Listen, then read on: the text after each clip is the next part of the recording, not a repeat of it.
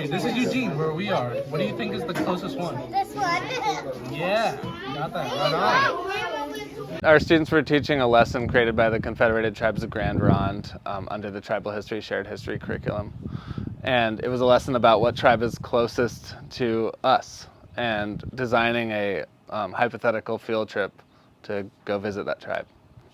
The Kalapuya students came here to share a lesson from Tribal History, Shared History with our first graders, and it was a lesson that centered on taking an imaginary field trip to some tribes in the state of Oregon, and we decided as a group where we would go.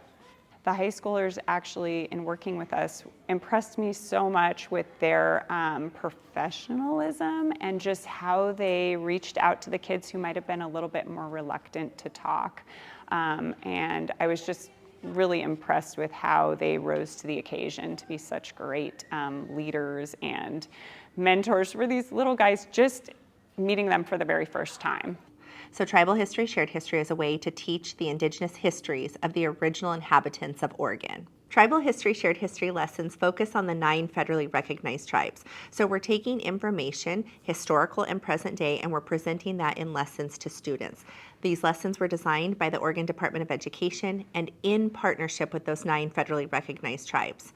All of this information is vetted through a process, and it's an exciting opportunity for teachers to be able to use in their classrooms so that students walk away with a better understanding of the contributions and the resilience of our Native people of Oregon. We learned a lot about like Kalapuya and stuff. We learned that they will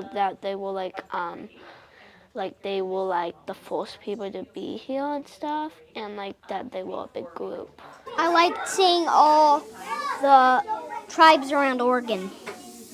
And the first graders rose to the occasion by just being so silent.